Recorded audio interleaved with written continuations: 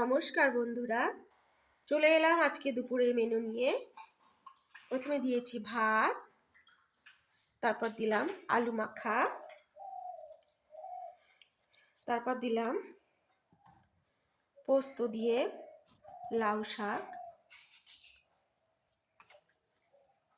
এরপর দেব বেগুন, কাঁচকলা, বরবটি ইত্যাদি দিয়ে পাঁচমিশালি তরকারি। এতে আলু, মূলো এগুলোও আছে, আর আছে পেঁয়াজ কলি দিয়ে কাঁকড়ার ঝাল।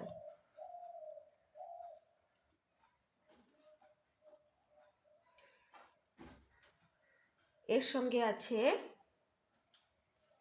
মসুর ডাল,